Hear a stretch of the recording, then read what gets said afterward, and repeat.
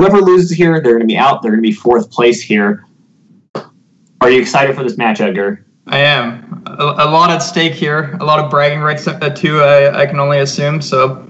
Oh, for sure. I can only assume that Brian, if he wins, will relentlessly tease Jarvis. Oh, I know I will too. So Jarvis has a lot to lose. Yeah, so this is going to be really exciting here. Hopefully we're going to get deck list in just a moment so we can kind of talk about what both competitors have submitted for their first match here. And let's start with Jarvis. Now, Jarvis, you was playing Grixis Delver. Are you surprised at this choice?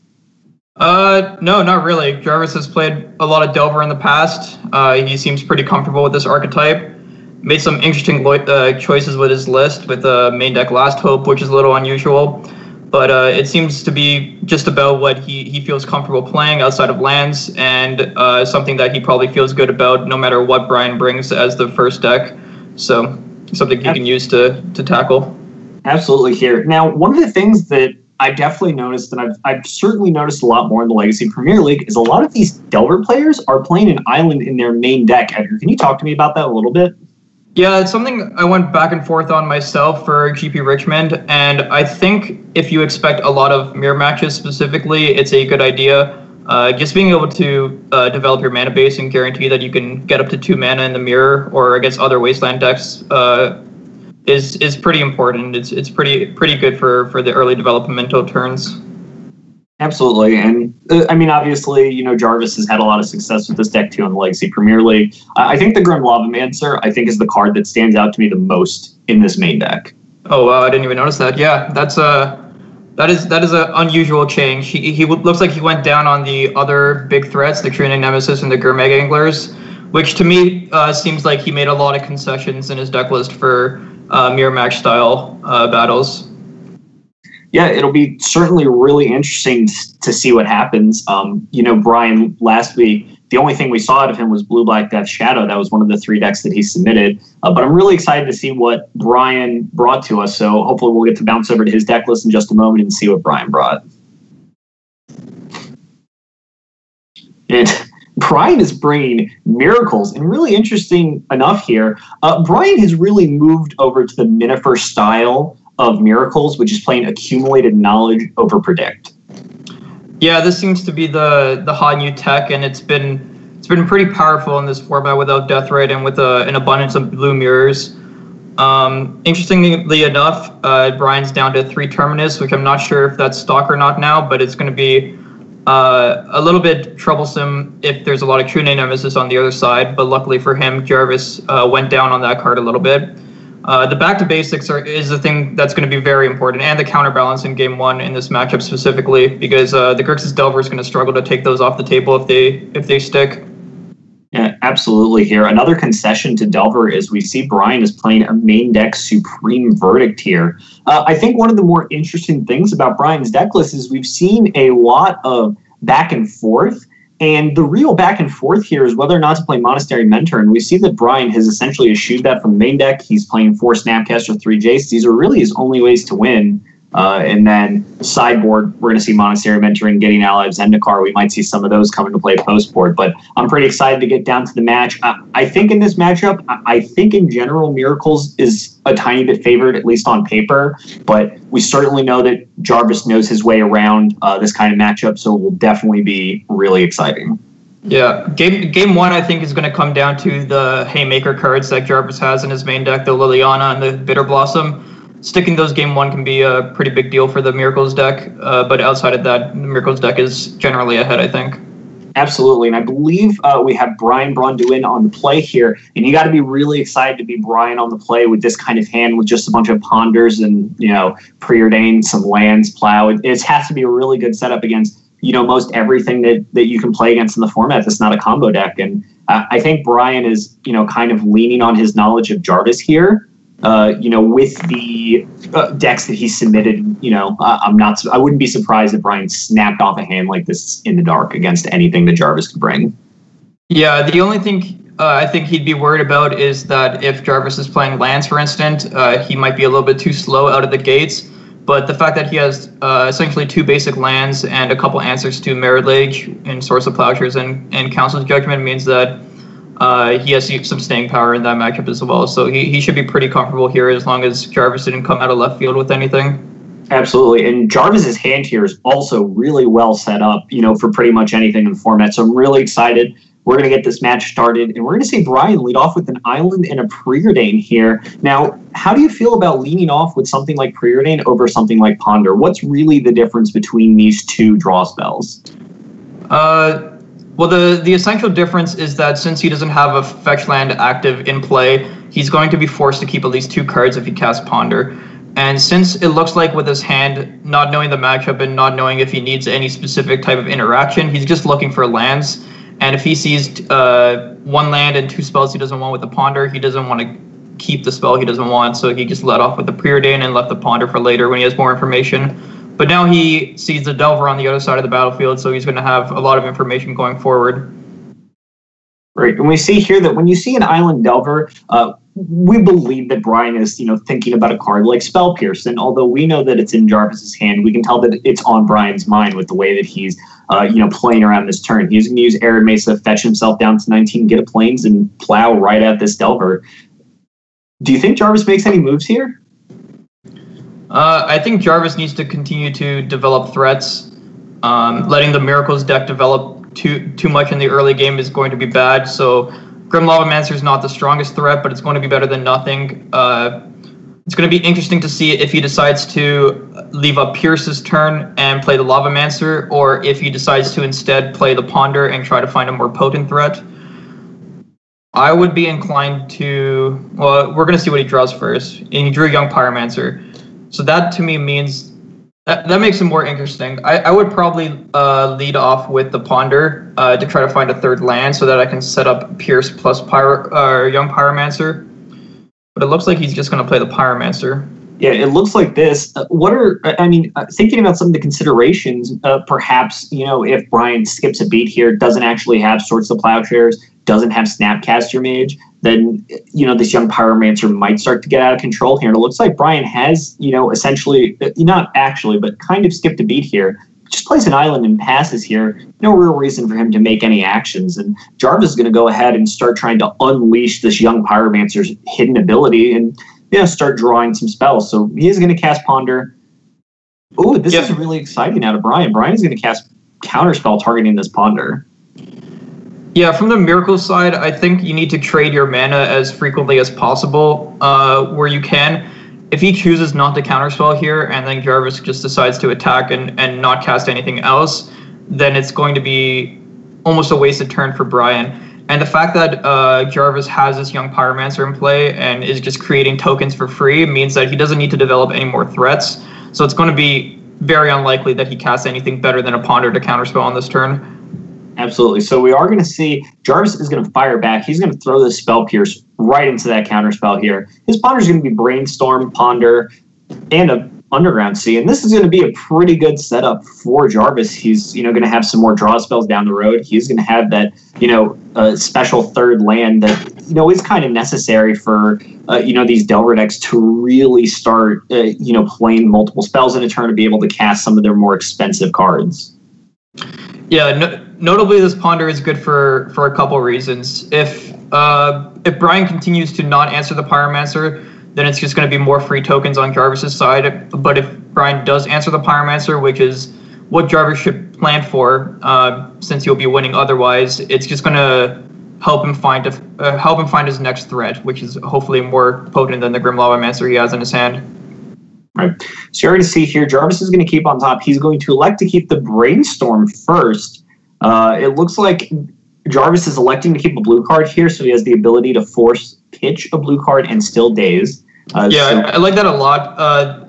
With this much gas in your hand, I like keeping the Brainstorm over the Ponder first so that you can pitch it, since the Ponder is going to be more powerful without any dead cards in hand to shuffle away. Yeah, for sure here. And we are going to see Brian is going to Ponder. He's going to see Snapcaster Terminus. So I think his game plan for the next couple of turns is pretty clear. He's going to have to take a little bit of heat in the meantime, but this Terminus is going to be pretty solid over the next couple of turns, especially as Jarvis kind of increases his board presence with these elementals. Yeah, BBD still has a lot of life, so taking a hit this turn is is not that big of an issue. And the second Terminus, I'm going to assume that he's going to Terminus on this turn cycle, and then the second Terminus will be able to clean up after that, and it'll be a pretty good spot for him for sure. Yeah, this is really interesting here. Kind of an interesting note, Edgar, is Brian can actually cast Brainstorm, flip the first Terminus, force something out of Jarvis, and then untap and Terminus again. And this is kind of a really interesting point from Brian's side, is how he wants to play out these next couple of turns and what he wants to try and force from Jarvis. Right. It's pretty safe to assume with Jarvis keeping with his Ponder that he has some sort of interaction, and the fact that he has a second Terminus means that he's probably just going to jam 2 turns in a row and hope that's good enough. It looks like he's jamming here, which is surprising to me, since I felt that he would have been able to take 4 damage. Or I guess he already took the damage. Right. I felt that he would have been able to play around Pierce by just miracling Terminus on his turn, and then even if there's a Force of Will, he takes 6 damage, going to 7, which is outside of double bolt range. Right. And then Terminus again on the following turn, whereas this way lets him get pierced and then forced on the following turn, which is worse. But he's going to get rewarded here, since Jarvis only has a Force of Will and no Pierce. Right. So we are going to see this Force Will. It is going to pitch days here. Jarvis is going to drop down to 19 here. And this Ponder is finally going to resolve. We're going to see Ponder, Preordained, Underground Sea. And if you're Jarvis, you have to be happy to see these kind of spells, but you have to be a little worried about what's going on Brian's side. Yep. Another Terminus would be worst case scenario, so he's probably planning for that. The cantrips, while they will be good at finding other threats, Jarvis has to worry that if he takes an entire turn off next turn to cantrip and find a threat, if he does get Terminus, it means that BBD will get a free turn to untap and do whatever he wants, like play a Jace. So there is a bit of a scary turn cycle here for Jarvis, but if it works out, he will be very far ahead. Unfortunately for him, the second Terminus is coming, so unless he finds a strong threat with the first or maybe the second cantrip, he's going to give BBD an opportunity to turn the corner. Right. So we're going to see here, Terminus is going to fly off the top, going to be miracled, shove that young Pyromancer down to the bottom of Jarvis's deck, and Brian's just going to play a Polluted Delta and pass. Ponder and Snapcaster in his hand. He's not really sure what kind of answer he needs at the moment. I believe there's also a Council's Judgment hiding on top of Brian's deck as well. And we're just going to go ahead and pass it on to Jarvis. Jarvis here is going to try and use his Brainstorm, try and find some action. Daze, Wasteland, Ponder. Not the most exciting cards here, but having a Ponder and a Preordain here has to feel pretty nice to be able to reset the top of his deck. Yeah, it feels nice in that sense, but like I said before, Jarvis is going to be a little bit worried that if he doesn't find a strong threat here, that BBD is going to get a turn to play Jace the Mind Sculptor, for instance, which would be bad. It would be pretty devastating here. Quite bad. Yeah, so we are going to see, it looks like this Daze and this Lightning Bolt are going to head back here, and Jarvis is going to Ponder, see Daze, Lightning Bolt again, and another Bolt here. He is going to shuffle, and it looks like another Daze off the top. It's not going to be exactly what Jarvis is looking for. Let's see if he can try and use this Preordain to make something out of what he has here. And Force of Will is a pretty exciting card to see on top. Force of Will is good because it's a good hedge against BBD playing a powerful threat. One small thing that Jarvis did on this turn that I liked a lot, actually, was that with his Ponder, he tapped his Volcanic Island, even though he had this Grim Lavamancer in his hand, which really showcases that he thinks that the Grim Lavamancer isn't a strong enough threat to present to the Miracles deck, and he really wanted to find something like a Gurmag Angler or a Bitter Blossom to play on this turn.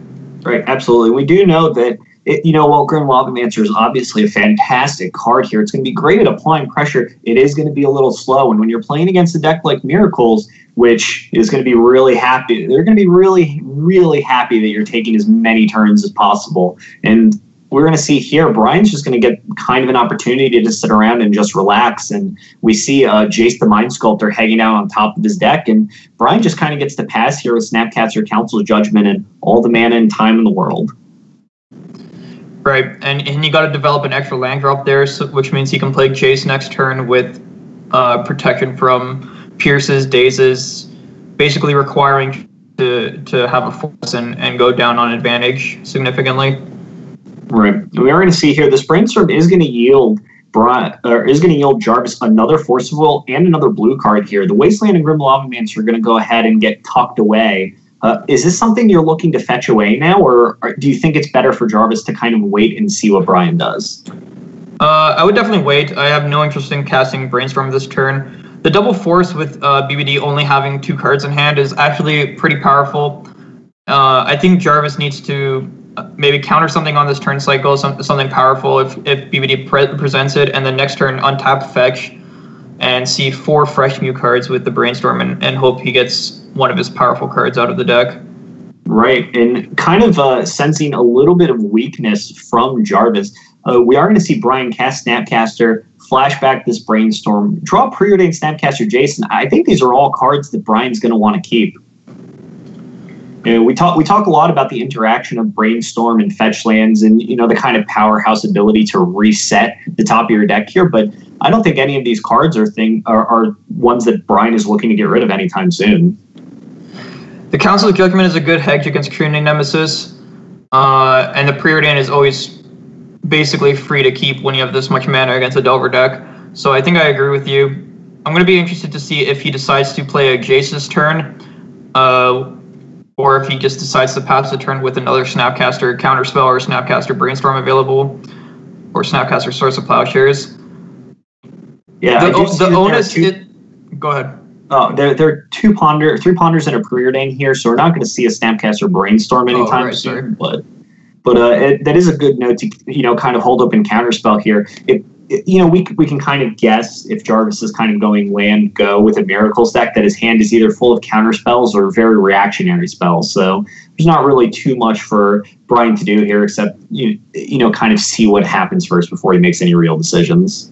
And the Grixis Delver deck is so bad at playing from behind, especially against a deck like Miracles, that the fact that BBD has a Snapcaster in play, a Snapcaster in hand, means that the onus isn't on him to do anything else for this game. Jarvis is really the one that has to present some spells and try to catch up and turn the corner back the other way. And we see that here where Jarvis finally drew one of his powerful threats, but BBD is just able to Snapcaster Counterspell this, and even if Jarvis fights over this, BBD can still untap and play a very powerful card. Right. This is kind of an interesting predicament for Jarvis, because if he decides to fight this Snapcaster on the stack, and Brian has another 2 spells, Jarvis can be out of gas pretty quickly and just lose to a Jace here, and this is going to be a really tough decision point for Jarvis, and I'm interested to see how he's going to go about it. And it looks like he might just be letting this Counterspell and Gurmag Angler resolve. I think he's going to end up forcing the Counterspell, and this is oh wow, I'm surprised. I think I would have been inclined to force the Snapcaster Mage in this spot. It seems to be that we are pretty far behind from this board state if he lets it resolve. And he did manage to Brainstorm into a Liliana the Last Hope, which can be powerful. But if he didn't hit something strong here, I think he would have been basically dead. And I think he needed to take a bit of a risk and try to counter that Snapcaster and hope that Brian doesn't have anything stronger on the following turn. Right.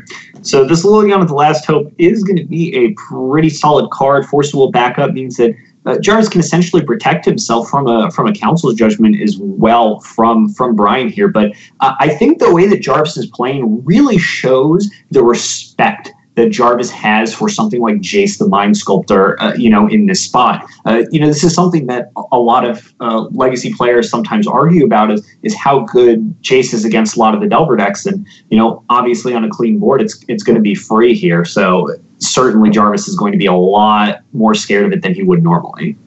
Something we haven't mentioned yet as well is the fact that most of these Miracle lists these days are playing main deck back to basics as well. And there were many points during this game where if Jarvis fought on his turn using his Force of Will or other counter magic, and BBD just untapped and played it back to basics, Jarvis would have essentially been locked out of casting spells for the rest of the game. Even though he has this basic island, it doesn't cast the spells that really matter, and Jarvis would have been basically dead in the water if back to basics ever stuck. So perhaps he was respecting them more than I realized, and that's why he was choosing not to fight over some of these things. That's certainly the case here. We've seen essentially every Miracles deck from GP circuits to, the Legacy 5.0s, almost all of them are playing 2 main deck back to basics. So that is like a very good point here. And obviously this island is, partially a concession to Wasteland as well, but it's also pretty good against, pretty good hedge against back to basics. It does help a little bit. It's much more important in the post-board games against back to basics, because in the post-board games, you can actually cantrip towards cards like Pyroblast to take the back to basics off the battlefield. In game 1, however, it isn't as powerful if there's no clock on the battlefield already. But if there was a clock, for instance, and BBD played a back to basics, then it would still be able to cast cards like Spell Pierce, which would help to protect your threat. Right. So I have a question for you, Edgar, and this is actually something that's kind of interesting. How do you feel about something like Blood Moon versus Back to Basics? Why is something like Back to Basics just so much better than Blood Moon in a lot of these spots? In the Miracles deck specifically, you mean? Right. We'll just in general. What we've seen Miracles decks in the past kind of play Blood Moon in the sideboard as a way, to crush lands in some of the Delver decks. But really, we've seen Back to Basics pop up recently over Blood Moon, even though Blood Moon is theoretically more devastating and is something that you just brought up. You can just easily Pyroblast a back to basics away. So why is back to basics the card of Miracle's choice? I think the reasoning is that although Blood Moon has the potential of being more powerful against your opponent if they're on, for instance, a Delver strategy, most of the time it ends up being a very similar card, and the Blood Moon has the downside of being much better against your own deck when you play it from the Miracle side. Not being able to use your fetch lands after resolving your 3-mana Hate Enchantment is a pretty huge deal for the Miracles deck, because it could cause them to get locked under their own Ponders and Brainstorms. And I think that's the main reason that the Miracles decks have chosen to play back to basics instead. And also not having to play Volcanic Islands and those in your deck as well is a non-zero cost, since you make your mana base much better against Wasteland, which you can see in a game like this one where Brian was just able to play basics for the first 6 turns of the game, and Jarvis was forced to shuffle away his Wasteland. Right. And pretty interesting here, we are going to see Jace the Mind Sculptor come down. Jarvis, once again, respecting that back to basics, using the island to cast Delver here. Jace is going to come down with a second Council Judgment, Swords of Plowshares in his hand. Brian has all the answers that he needs. So the question is he going to be able to, work through this before Jarvis is able to pull out something? But we are going to see this Jace plus on Jarvis. We are going to see Lightning Bolt. I can't imagine that Lightning Bolt is going to stay unless Brian is planning on killing this Delver, which does happen. Yeah, I think keeping the Lightning Bolt is fine. The Jace is already at 5. It's out of Lightning Bolt range, so BBD can start brainstorming. I think this is a pretty good spot for BBD. From Jarvis's standpoint, he probably still thinks he's in a pretty good spot, but the second Council's Judgment is just going to blow the entire game out of the water. This is a very heads-up play from Jarvis. He's minusing the Lily, which is a good contingency plan against a Snapcaster or a second Council's Judgment. It just lets him develop a second threat with the one card. Yeah, absolutely here. And this is kind of nice. There's no reason to plus here with a Jason play and only a Lightning Bolt. There's a lot of reasons for Jarvis to go ahead and minus here. And I think one of the biggest ones is if Brian just finds a Snapcaster Mage or has a second Council's Judgment, this Liliana has just done nothing here. So we are going to see a minus. We are going to rip away a Pyromancer Misty Rainforest off the top of the deck. Gurmag Angler is going to go ahead and come back to the hand and delve away maybe some of this trash in here. I think Jarvis is trying to decide how much he actually can afford to delve away for future anglers. Yeah, so delving away as little as possible is a good idea in case he draws another angler. or Grim Lavamancer as well. His deck is more taxed on the graveyard than a regular Grixis Delver deck. Right, and this is kind of a really interesting choice here as we see Brian zero with Jace, finds a Brainstorm, finds an Accumulated Knowledge, finds a Ponder, and still is sitting on this Council's Judgment. So we are going to see Accumulated Knowledge come down.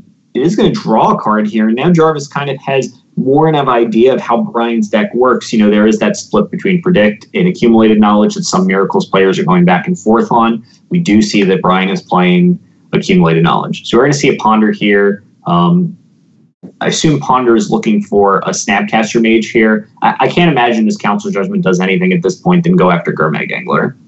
Yeah, so what Brian is doing is since he knows that Jarvis has a Lightning Bolt in hand, he doesn't have to worry about respecting Pierces or Dazes, so he can cast all his cantrips first. And what Brian is doing here is that he's trying to find either a Snapcaster Mage or a Swords to Plowshares type effect so that he can inform his decision on which card he wants to Council Judgment away. Now, he's likely going to do it on the Gurmag because the Gurmag is threatening to attack the Jace, but if he found a card like Swords to Plowshares, he could plow it instead and keep the Council's Judgment on to the follow.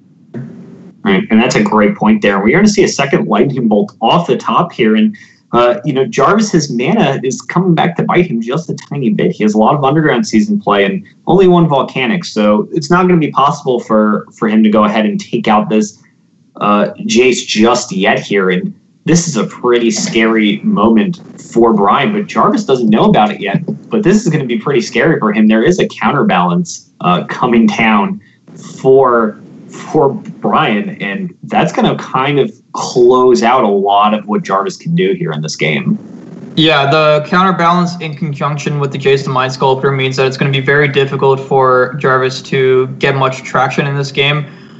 BBD is probably going to be floating one converted mana cost spells, and any brains in his hand can be used to counter different CMCs of spells. And since the Delver deck is so flushed with the same CMCs, that it's going to be very, very tough for Jarvis to get back into this game. Right. You can see him here just jamming into the counterbalance, but BBD put a 1 on top of his deck. Right. And this is kind of interesting. Right now, the Brainstorms in Brian's deck have become even more vital just because of the ability to... Now they're counterspells. It's kind of this 1 mana counterspells, assuming that Brian has the tools necessary. But we're going to see the 0 not really find another 1-drop, so we are going to put back a land in the counterbalance here. And we're going to go ahead and see what is Brian going to do on this turn, and how is Jarvis going to try and work around it. And we're going to see this Grim Lavamancer come down here. And I think that's, kind of a concession to try and use Lightning Bolt at instant speed to maybe... work around this counterbalance. Yeah, I might have preferred to say go and try to end-step Bolt, untap Lavamancer to maybe tax the top of BBD's deck. You can get the second card down with the Bolt, and then the first card after that with the Lavamancer. But right now, Jarvis is kind of just presenting threats, perhaps forcing BBD to manipulate the top card of his library in a way that he doesn't want to, so that it can give Jarvis the maximum amount of time to get this Liliana up to 7. Because outside of this Liliana, it doesn't look like Jarvis has much time left in this game. You can say it's his last hope, if you will. Yeah, it looks like Brian is probably on some local council. And he's going to pass judgment here. This last hope is going to go ahead and get exiled here. And with Snapcaster, Jace on 4, counterbalance, and double Force of Will in Brian's hand, I feel like Jarvis's time is ticking, and it's just a matter of time before he decides to concede. Jarvis is a trooper. He's gonna fight this to the bitter end. Yeah, so we're going to lead off with Jarvis going to lead off with a Brainstorm here. Does Brian have 1 on top? We're going to find out together. And it looks like it's just a Misty Rainforest here. So that Brainstorm is going to resolve. Young Pyromancer, Thoughtseize, Spell Pierce leaping off the top here. And Jarvis has some careful planning here to try and figure out if he can work through this Jace or not. It's going to be tough. It certainly will be. We're going to see Young Pyromancer, Spell Pierce are the 2 kept cards here. Young Pyromancer is just going to come down, get cast, we're going to fetch here, see if this counterbalance can yield us a 2 here. But it looks like It looks like Brian values this young Pyromancer high enough that he's going to brainstorm first, see if there's something that he can make use out of first before he does anything. But it looks like without 2 and a Terminus, it looks like Brian is just going to go ahead and probably let this young Pyromancer resolve. Yeah, Jarvis kept the Spell Pierce here over one of the other options so that, not in the hopes that it would counter anything, because that's pretty unlikely at this point, but in the hopes that you could perhaps make a token out of it that you could use to pressure this Jace, get it back down to 3 loyalty, and maybe bolt it later. But we see Jarvis packing it in here to the Terminus. Yeah, Terminus is going to go ahead, and that's going to wrap things up here. We're going to go to sideboarding now. Edgar, you have a lot more experience with Grixis Delver than I do. What is Jarvis looking for to board in here? Jarvis should be looking to board in some extra destruction and some extra powerful threats. It looks like he has additional copies of Thoughtseize, an additional Liliana the Last Hope in the sideboard, and a Snapcaster Mage to supplement his threats. And he also has a few copies of Pyroblast, which is pretty potent in this matchup. He could also consider boarding in Surgical Extraction, which is something that I know sometimes gets a bad rap in fair matchups, but I find that the Miracles deck is so priced in on using their Terminuses to good effect that you can often use Surgical Extraction to break up their second copy of Terminus, which can have some lasting impact on the game. Right, and one of the things that we're also seeing is these Miracle decks, they don't have any win conditions. They're so few and far between on win conditions that sometimes a Surgical can literally stop your opponent from making any impact in the game and give you all the time in the world to work through any of their counter spells and their removal. So it is definitely kind of interesting back and forth. I believe we're going to see a Surgical come in from Jarvis's side. We're going to see some Wastelands pull out, as you mentioned before. Pyroblast and Thoughtseize effects are going to come in. On Brian's side, we're going to see one of these Jaces come out. It's a little bit worse when you know your opponent has Bolts and Pyroblast, but obviously still a powerful enough card that it is going to have to be respected here. And we are going to see Back to Basics Counterbalance. They're going to go ahead and hit the bin. And I think we're going to see Engineered Explosives and Monastery Mentors come in from Brian's side. Yep. One small nuance is if Jarvis was being hyper vigilant in game 1, he would have noticed that Brian played a Marsh Flats towards the end of the game to affect basic planes, and that usually signals that he's not playing any red cards after board, right. Because there wouldn't be any Volcanic Islands with the Marsh Flats. So I think from the Grixis Delver side, when you know that they're straight on blue-white Miracles, I tend to like boarding out a few copies of Wasteland, since they tend to have minimal impact on the game, and right. Especially with Jarvis's version that has less copies of True Name Nemesis, I think you need the colorless mana less often, and you kind of just want to be flush with spells and not just lands.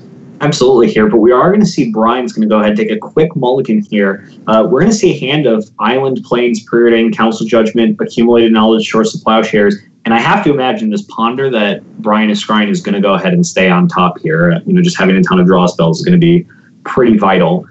Jarvis, on the other hand, is going to go ahead and lead off with a turn 1 Volcanic Island Delver here. And this hand is really solid on his end. He has a lot of answers, but there's not really a lot of ways to draw here. And we are going to see this Daze get a massive amount of value. Yeah, turn 1 Delver on the play with a Daze and a Force of Will is basically all you can ask for with this deck, and the fact that he has Pyroblast and a follow-up threat is just icing on the cake. It's a pretty ideal hand for Jarvis, and BBD was kind of priced into plowing on his main phase to play around Flusterstorm and Spell Pierce effects, and walked right into Jarvis's Daze, which was a good trade for him. Right, and we are going to see here, Preordained is going to go ahead and blind flip this Delver. There's a reason that you put this card in your deck is because sometimes you just blind flip it and really take over a game here. We're going to see Preordained, see Delver Secrets, Spell Pierce here. How do you like these cards? I don't think I like them very much at this spot. So Jarvis does need a Black Source at some point during this game, but he doesn't want to expose this Gurmag Angler to a Terminus at any point, or rather expose 2 threats to Terminus at the same time, so he's not in an immediate rush to get it. I think I would be inclined to bottom the Delver Secrets and consider the Spell Pierce The fact that he has the Pyroblast means that he probably just wants to dig as deep as he can to his second Mana Source. But the Spell Pierce is very powerful against the Miracles deck, so I would consider keeping that one. Certainly very tempting here, but we are going to see Jarvis is going to go ahead, bottom these away, draw Preordain off the top here. We're going to head back to Brian's turn here, who's under an immense amount of pressure here. And this Preordain is going to see 3 cards that I don't think are very impactful here. And Brian agrees it's not good enough. We are going to see the shuffle and an accumulated knowledge off the top here. For Brian, still no actions for him. Jarvis is going to draw another Pyroblast off the top here, and his grip of this game is getting tighter and tighter. Yeah, it'll be interested to see if he decides to Preordain here. I think I would be inclined to just say go, but it is tempting to try to find your second land. The problem is you kind of want your second land to be an Underground Sea, which causes further tension. Because if you're forced to Pyroblast something, you don't want to have to get a second Volcanic Island and then force yourself to have to find a third land. So he ends up passing the turn, which I think I like overall.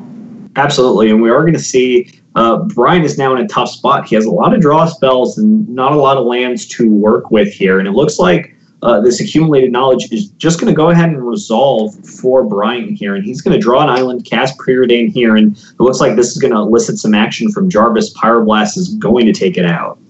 Yeah, not a high impact target for Pyroblast, but Jarvis, the main phase accumulated knowledge signals to Jarvis that Brian was missing land drops, but you don't want to just counter a cycle. But then when he follows that up with a land and a Preordain, it means that he's still looking for more land, so countering it is not that bad. Absolutely. You do see Jarvis getting punished basic island.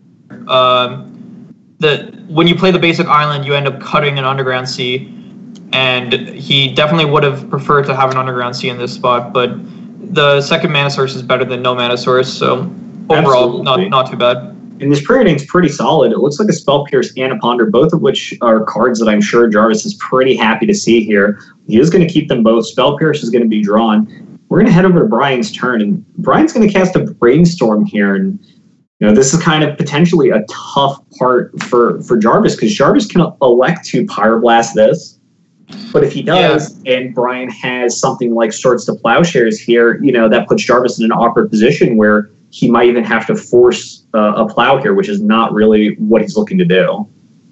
Yeah, definitely would have forced a plow. This is a juicy Pyroblast target, especially considering he can untap with a Pierce later on in the game.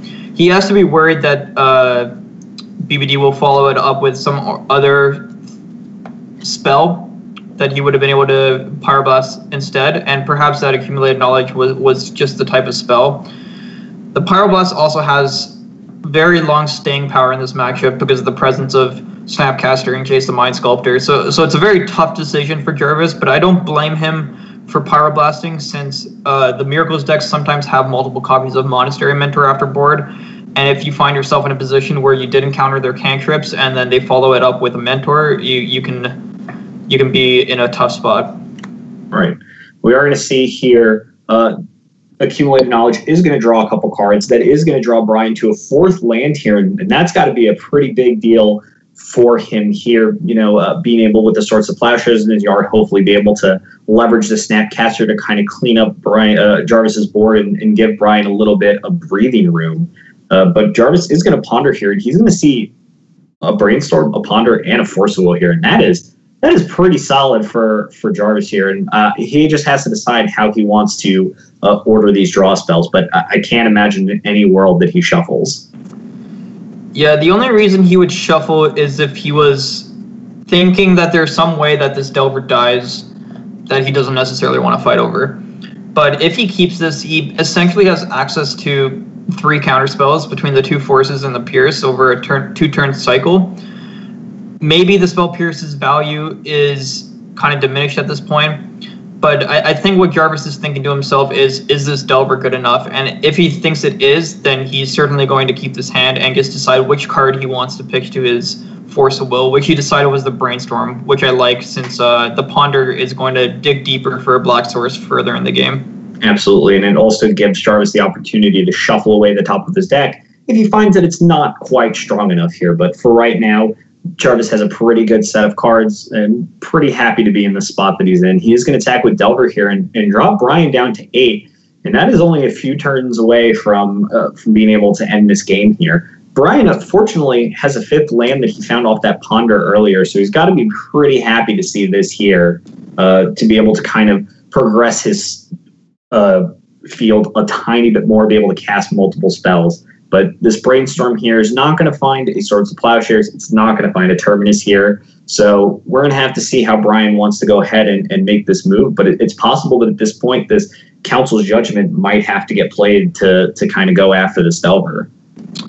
Yeah, either the Council Judgment or a Snapcaster into Swords of Plowshares. I think Brian is worried here that his quote-unquote clunky removal spells, being 3 mana, might not be good enough in the face of some soft disruption. And it appears to me that he's looking for some cheaper interaction, or perhaps he just thinks that he can take another hit off this Delver. Maybe he feels like Jarvis has no lightning bolts after board, and he can try to find a more narrow piece of disruption to deal with this Delver and save his more generic pieces of disruption for a different threat later in the game. Right, and we already see here this Ponder is going to reveal an island, a Snapcaster Mage, and a Snapcaster Mage. And a bunch of Snapcaster Mages is kind of interesting. It's little mana intensive, but it kind of forces a lot of, potentially a lot of action from Jarvis' side. If he has Spell Curse and Force Will, he is going to have to use them on the removal spells that the Snapcaster Mages are going to present here. And it looks like Brian is going to go ahead and keep all these Snapcaster Mages and just pass here. Yeah, that's interesting to me, since he did shuffle away one Snapcaster Mage with the Brainstorm initially to start the turn, but perhaps he feels, since he didn't hit anything better off the Ponder, that he can just do this double jam answer plan and hope that's good enough. He's going to walk right into the Spell Pierce, though, which is the downside of having a 3-mana removal spell against a Delver deck. Absolutely here, and we're going to see the Spell Pierce go ahead, eat the Swords of Plowshares. Force Will off the top for Jarvis. Jarvis is going to go ahead and attack BBD down to 4 here, and that is a pretty precarious position to be in, especially with fetch lands and Snapcaster Mage. But we are going to see a Snapcaster Mage off the top. Council's Judgment is going to go ahead and come down here, and we are going to see Jarvis react. This Force Will is going to go right after that. Yep, Jarvis is in full Protect the Queen territory right now. Especially without a black source in play, he can't guarantee that he'll be able to present a second threat next turn. So he definitely wants to protect this Delver where he can. He's opting to keep the redundant copy of Force Will instead of the Brainstorm. Perhaps his plan is to draw the Ponder on his turn and pitch that to the Force Will in case he draws a tertiary blue card after that.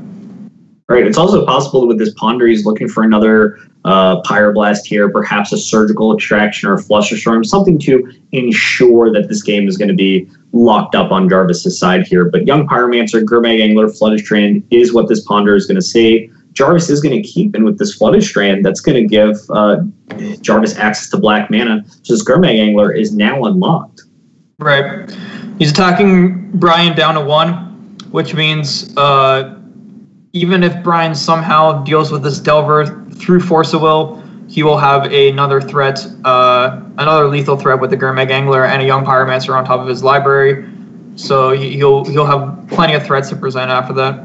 Absolutely. So we are going to see Snapcaster Mage come down, try to flash back this Council's Judgment, and this other Force of Will that's left in Jarvis's hand is going to end the game for Brian here. And we are going to be seeing a game 3 here, and that is definitely kind of exciting. That is exactly what we wanted to see here, is as many matches as possible.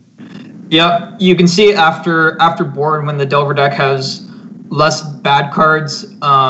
In game 1, Jarvis grew some Lightning Bolts, some Grim Lavamancers, but after board he's just a well-oiled machine, and he was able to make it not look close in his favor.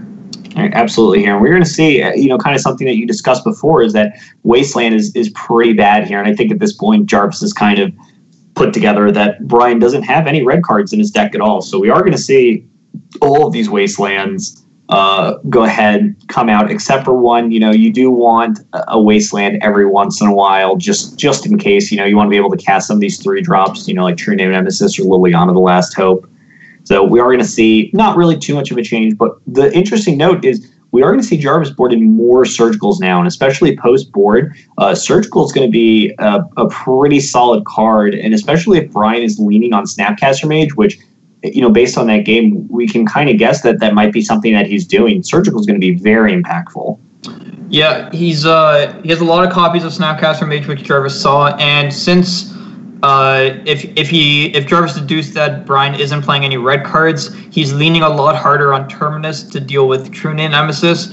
So if he's able to nab Terminus out of the deck with Surgical Extraction, the True Name Nemesis is basically unbeatable outside of just a couple copies of Council's Judgment. Absolutely. We're going to see Brian go ahead and keep a hand with a bunch of accumulated knowledges and a ponder. Jarvis is going to go ahead and mulligan down to 6 and keep Delver, Young Pyromancer, Double Last Hope. Not very exciting from Jarvis here. And, one of the interesting, and this is kind of like one of the really interesting things, right, is because Jarvis has the 6. The 6, I think we can agree, is not great. Just not really good at all. But Brian is playing such a slow deck that Jarvis has so much time to be able to easily draw out of this and make a bigger impact. Yeah, and just having a lot of threat redundancy against the Miracles deck is good. It allows Jarvis to pace the game to however he wants. He can present 2 threats and force a Terminus and then play the Liliana if that happens, or just ride 1 threat, and then when that's answered, he has plenty of follow-up threats. So it's actually not the worst card in this matchup. And wow, immediately flipping the Delver is a good thing. This is really, really exciting. And this is something that I was actually wondering if it was going to happen here. And this is Surgical Extraction is going to blind foot this Delver and go after accumulated knowledge here. And this is certainly one of the downsides to playing something like accumulated knowledge, right? Because if your Delver opponent's going to be boarding in Surgical against you anyway, now they get to rip all of your draw spells out your hand. And what Jarvis didn't know is that Brian had 2 more accumulated knowledges in his hand, and that is going to shred BBD's entire game plan, for the current moment here. Yeah, that was a devastating play for Brian. The fact that he lost 2 cards out of his hand from a card that's usually negative value from the player casting it is a pretty huge deal. And outside of a in the next couple of turns, Jarvis is pretty far here. One minor nitpick that I will make, and this is kind of a neat play, is that Jarvis ended up taking all 4 accumulated knowledges out of Brian's hand and deck, but I've actually been a fan of leaving 1 copy of accumulated knowledge in the deck, since all it does is cycle anyways, and you can, if Brian ends up drawing it outside of some mentor shenanigans, it's kind of just forcing him to use 2 mana in a spot he might not otherwise want to. This is a really interesting idea here, and we do see that Jarvis is teasing Brian relentlessly in the chat here. This is some BM from Jarvis. Jarvis can no longer pretend that he is a nice guy by any stretch. Here he is beating up on poor Braun-Duin here, surgically away all his AKs, and then laughing at him in the chat. And that is just embarrassing. You need to be a better sport, Jarvis. We expect better out of you. But, classic Jarvis. Yeah, but we are going to see here, this Brainstorm is going to yield Brian a Force of Will and a blue card here. And because Jarvis has multiple Liliana the Last Hopes, he can certainly afford to jam every turn here for at least like the next couple of turns. So we are going to see Liliana come down. I can't imagine Brian doesn't force this here, and he is going to. Right, and notably, Jarvis saw that Brian had a Terminus in his hand when he cast Surgical Extraction, so Jarvis should know that Terminus is coming on this turn cycle, and the fact that he gets to present a non-creature threat is pretty important. Brian ended up having the Force, but Jarvis is going to be able to follow it up with even another threat on the following turn, which is what we were talking about with that opening hand. Just having so many threats against the Miracles deck is sometimes very useful. Wow, and this is absolutely devastating here. And what Jarvis doesn't know is his hand turned out to be pretty bad after this. This Liliana the Last Hope is going to come down plus, potentially plus, maybe minus. Not 100% sure, but it looks like it is going to plus yet. And Brian is just going to go ahead and utilize this Council's Judgment here to rip away this Liliana the Last Hope here. Yeah, I was interested to think whether or not BBD would try to wait to draw the 4th land in case Jarvis had a daze, but I think jamming it is better, since not only is one of Brian's lands a Tundra, so if Jarvis draws a Wasteland, he gets punished, but Jarvis could also cantrip into Spell Pierces and Force of Wills, so it would just make the situation worse, and Brian has no guarantee that he's going to hit his 4th land drop. Absolutely. With Jarvis only having one card in hand, you have to really pick your spots here, and he certainly did. This Ponder is going to see an Engineered Explosives, Planes, and Mentor, and Brian is going to keep here. It looks like he's sensing just maybe a tiny bit of weakness from Jarvis's side. He's kind of just sitting around passing, doing nothing here, and this Mentor might just win the game over a few turns. Yeah, it requires an immediate answer, or it's going to take over. And like you said, Jarvis isn't presenting any clock, any threats. So even if it gets answered, it's not the worst thing in the world. Right, and as we certainly saw from game one, a lot of Jarvis's answers are Spell Pierce and Pyroblast, and those cards do not line up very well against the Monastery Mentor. So we are going to see Engineered Explosives, the card off the top here for Brian. With only 4 lands in play, it looks like he's deciding if he wants to try and make use out of his Engineered Explosives, maybe get a little bit of value going from Monastery Mentor. And it looks like that Brian is going to end up doing that here. Monastery Mentor is going to bring a token to play, and he's going to attack Jarvis down to 14. And 10 to 14 is pretty close here between the two. Yeah, the light totals don't tell the full story, though. Playing the Engineered Explosives there increases Brian's clock by at least 2 turns, and it just means that any cantrip going forward is going to really seal the deal, and there are a lot of those in the Miracles deck. It's really on Jarvis now to find a way to answer these 2 threats or risk dying quickly. Yep, and we're going to see Misty Reinforced Island, Surgical Extraction. These are the last 3 cards for Jarvis that he's drawn, and they're not very impactful at this point in time here. When you're looking down a Mentor, this has got to be really scary here. Yeah, Jarvis is flooding pretty hard. He even boarded out a lot of wastelands, so he only has something like 15 lands in his deck. Right.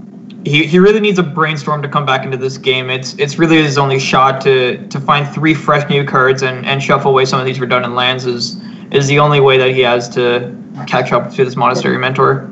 Absolutely. We're going to see Thoughtseize off the top here for Jarvis, and this is a scary proposition here. Thoughtseize certainly increases the clock by a full turn for Jarvis here. So we are going to see if it is going to matter. And with the Snapcaster Mage, looks like it is going to be kind of a relevant play here. So we're going to see Snapcaster Mage come down, target this Brainstorm. Jarvis is going to go ahead and use his Underground Sea, not Life, and go ahead and rip all these Brainstorms out from right under BBD here. And the Snapcaster is just going to be a 2-mana Ambush Viper, which this isn't the worst thing in the world. Yeah, and Jarvis still has a small shot here. He gets to take the Source of Plowshares here since the Terminus will clean up Brian's own board, and he doesn't really want to cast that. And if Jarvis does something like draw Brainstorm into a Young Pyromancer and a couple cantrips, he might be able to make enough tokens to contest this board and get back into the game. Absolutely here. We are going to see Arid Mesa off the top for Brian. It seems like we have this on the Legacy Premier League a lot, is where a player puts a Mentor into play and doesn't draw any spells. So we are going to see that again. Attack for 5 here is going to go ahead and drop Jarvis down to 1. Intruder Nemesis off the top. I don't think this is going to be enough. And it looks like Brian is going to go ahead and take our first match 2-1 here. Now, if you're maybe not familiar with how this system works, we are going to see Brian. He's going to be forced to play this Miracles deck again. We did see Jarvis Surgical Brian here. So he is not only going to have a pretty good idea of what he's playing, he also has an insanely good idea of some of the sideboard cards here. And since Jarvis is going to go ahead and get to pick his deck, he's going to have a really good idea of what deck he wants to pick to bring. And I'm really interested to see what deck Jarvis is going to go ahead and bring next.